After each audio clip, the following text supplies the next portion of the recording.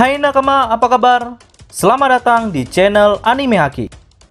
Pada video kali ini kami akan membahas spoiler lengkap One Piece chapter 1064 yang akan memperlihatkan serunya pertarungan yang terjadi di Pulau Juara.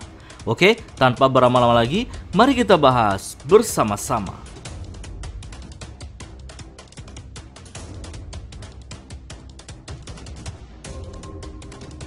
One Piece chapter 1064 dimulai dengan melanjutkan pertarungan Law versus Tits. Law memerintahkan sebagian anak buahnya untuk kembali ke kapal, tapi Tits yang tidak membiarkan mereka pergi, ia menyerang dengan menggunakan serangan gempa. Secara bersamaan, Law juga mengeluarkan jurus amputasi yang membuat Stronger terbelah menjadi dua hingga membuat Tits terjatuh dari ketinggian. Sedangkan kru Law yang lainnya juga terkena serangan gempa yang membuat mereka sampai muntah darah. Dr. Ki yang masih memeluk Stronger beranggapan jika kuda kesayangannya ini sudah mati, hingga Dr. Ki yang marah langsung melemparkan bom apel ke arah kru Law. Tapi sebelum menyentuh ke tanah, bom itu langsung disembur oleh Sachi menggunakan air laut yang membuat bom itu meledak di udara. Nah, di momen ini Van Augur harus ketahuan oleh Beppo yang akan menembak Law, hingga Beppo meminta Jinbei untuk melindungi kaptennya yang saat itu akan bersiap menggunakan serangan lainnya yang bernama Shockwave. Serangan Law ini tepat mengenai tubuh Tits yang mana pedang Law menusuk dari punggung hingga menembus ke perut. Serangan yang sama yang pernah ia gunakan saat melawan Big Mom. Akibat serangan itu, Tits langsung muntah darah. Van Augur yang panik mulai mengatakan inilah sebabnya kalau pergi menyerang tanpa menggunakan rencana. Lalu dengan kekuatan teleportasi, Van Augur memindahkan posisi kaptennya. Lalu ia berkata lagi, apakah sekarang waktunya untuk mundur? Tits yang sedikit emosi lalu mengatakan tidak ada pilihan selain tetap maju. Kemudian sebelum melanjutkan pertarungan, Law dengan wajah tersenyum mengatakan, jadi semua kru Tits pengguna kekuatan buah iblis? Itu berarti mereka lemah terhadap air. Tits sambil tertawa mengatakan, menjadi pengguna buah iblis lebih banyak kuatnya daripada kelemahannya.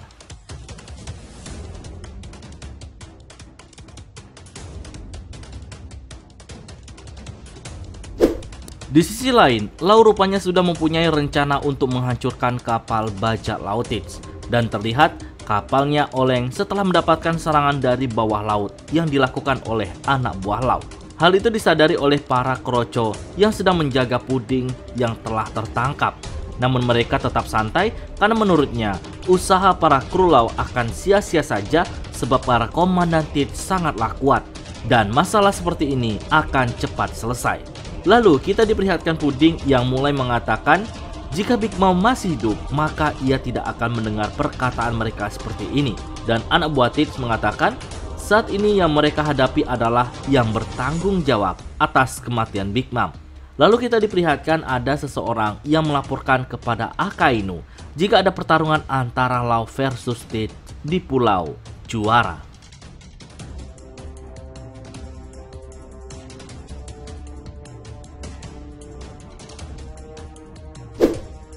Cerita lalu berlanjut memperlihatkan Luffy, Bonnie, Chopper, dan Jinbei terlihat kelelahan setelah berhasil kabur dari kejaran pasifista Kuma. Namun yang unik adalah terbebasnya mereka dari kejaran pasifista juga dikarenakan kekuatan Bonnie yang mengubah usia mereka. Luffy dan Chopper diubah menjadi kakek-kakek. Luffy diperkenalkan sebagai kakek yang berusia 70 tahun sama seperti yang ada di SBS.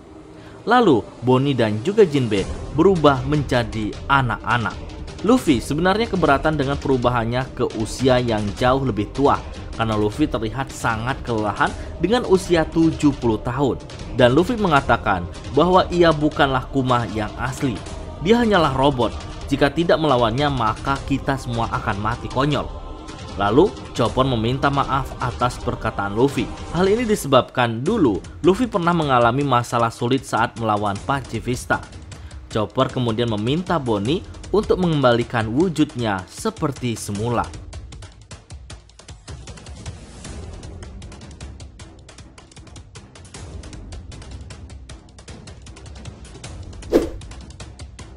Jinbei menyadari bahwa Pacifista dibuat dari wujud asli Kuma. Itulah alasannya Bonnie menganggap jika dia adalah keluarganya.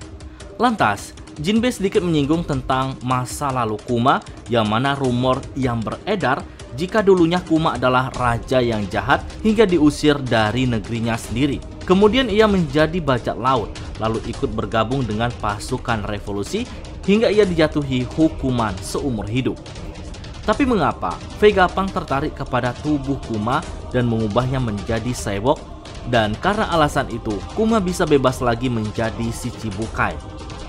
Lalu Bonnie menjawab, ia mengerti pilihan ayahnya, tapi ia tidak bisa memaafkan saat Kuma diubah menjadi cyborg. Lalu Jinbei mengatakan jika Kuma adalah tiran. Lalu Bonnie menjelaskan jika ayahnya bukanlah tiran. Dia tidak pernah ingin bekerja sama dengan pemerintah dunia karena ia sangat membenci mereka. Kondisinya sekarang tentu karena dijebak. Kemudian Bonnie mendapatkan pedang laser yang langsung ia coba dan rupanya pedang tersebut masih berfungsi dengan baik.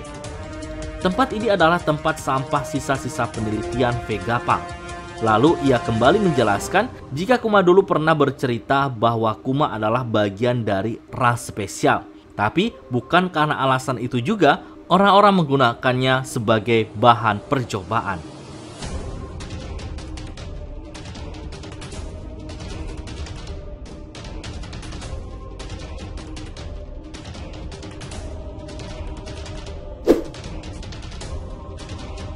Setelah Lily sepakat dengan Sokka untuk membawa mereka ke hadapannya, maka Sanji dan lainnya dibawa Lily menggunakan robot Vega Force yang ternyata juga bisa terbang. Franky lagi-lagi dibuat kagum dengan teknologi yang ada di sana. Kemudian mereka melihat sebuah kota masa depan yang begitu canggih. Dan di sini kita baru menyadari jika lab Vegapunk berada di atas awan, sedangkan untuk tempat tinggal mereka berada di bawah. Nah, sebelum masuk ke dalam lab, mereka harus mengganti pakaiannya dengan pakaian khas Egghead. Dan di akhir chapter, kita diperlihatkan Punk 01 menghubungi Dragon dan menjelaskan jika sebentar lagi ia akan mati. Dan sebelum itu, ia akan mengungkapkan sebuah rahasia kepadanya. Nah, rahasia apa itu? Oke, nantikan pembahasannya pada video selanjutnya.